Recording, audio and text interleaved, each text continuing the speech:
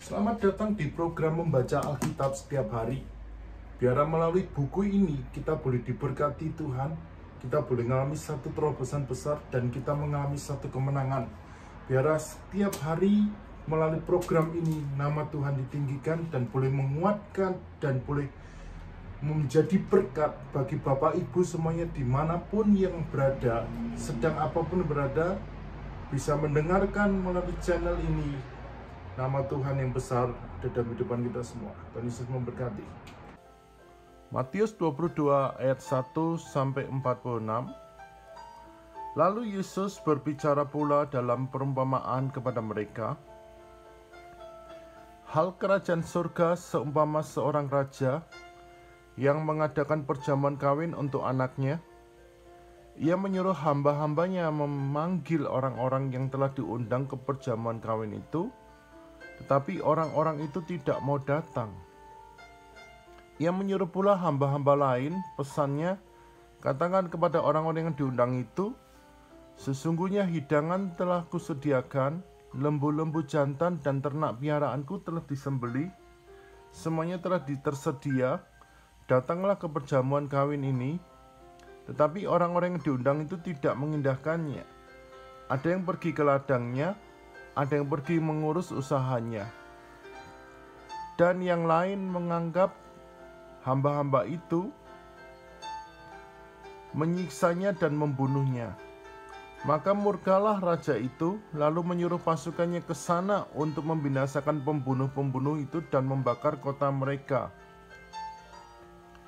Sesudah itu ia berkata kepada hamba-hambanya, perjamuan kawin telah tersedia, tetapi orang-orang yang diundang tadi tidak layak untuk itu. Sebab itu, pergilah ke persimpangan-persimpangan jalan dan undanglah setiap orang yang kamu jumpai di sana ke perjamuan kawin ini. Maka pergilah hamba-hamba itu dan mereka mengumpulkan semua yang dijumpai di jalan-jalan, orang-orang jahat dan orang-orang baik, sehingga penuhlah ruangan perjamuan kawin itu dengan tamu. Ketika raja itu masuk untuk bertemu dengan tamu-tamu itu, ia melihat seorang yang tidak berpakaian pesta. Ia berkata kepadanya, "Hai saudara, bagaimana engkau masuk kemari dengan tidak mengenakan pakaian pesta?" Tetapi orang itu diam saja. Lalu kata raja itu kepada hamba-hambanya, "Ikatlah kaki dan tangannya dan campakkanlah orang itu ke dalam kegelapan yang paling gelap. Di sanalah akan terdapat retap dan ketak gigi. Sebab banyak yang dipanggil, sedikit yang dipilih." Kemudian pergilah orang-orang Farisi.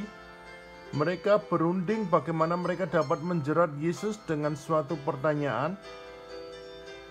Mereka menyuruh murid-muridnya, mereka bersama-sama orang-orang Herodian, bertanya kepadanya, "Guru, kami tahu engkau adalah seorang yang jujur dan dengan jujur mengajar jalan Allah, dan engkau tidak takut kepada siapapun juga sebab engkau tidak mencari muka.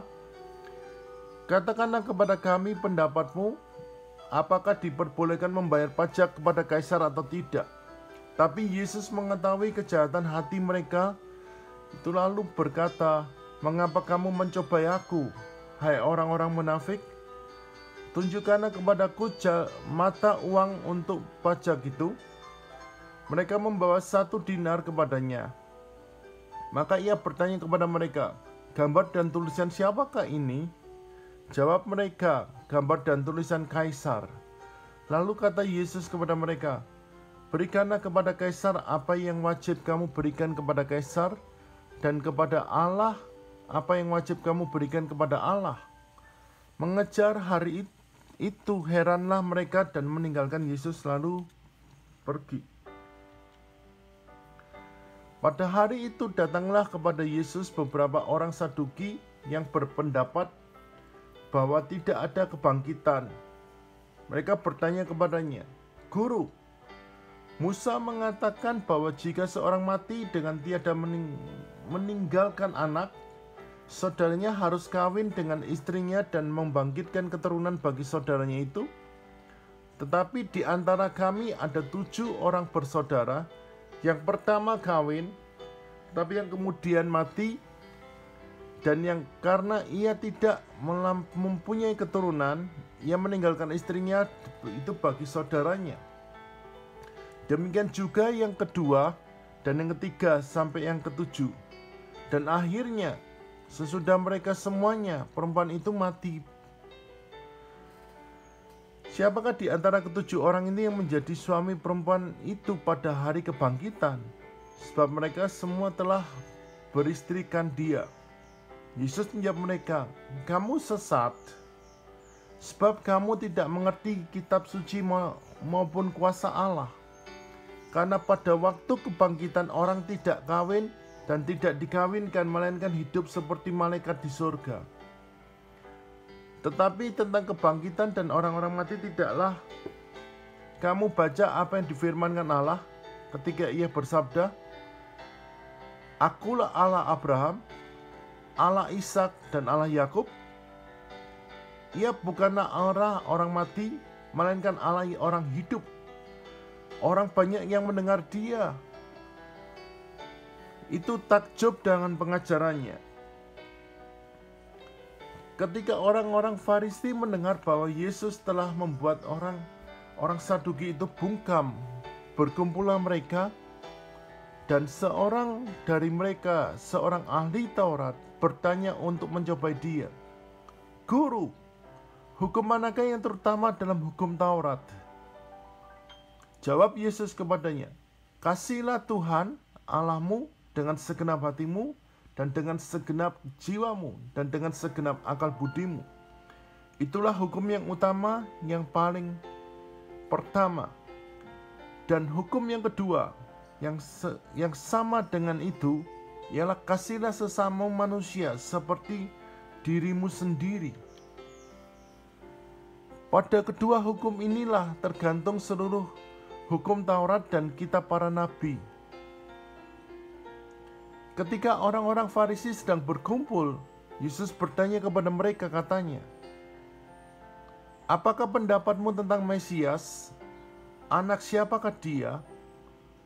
Kata mereka kepadanya, anak Daud.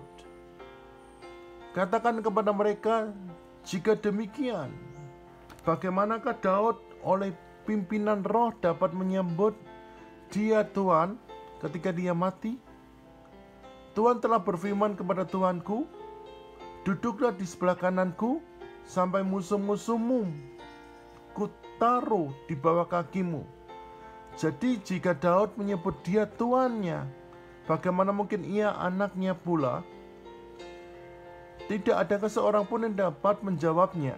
Dan sejak hari itu tidak ada seorang pun juga yang berani menanyakan sesuatu kepadanya.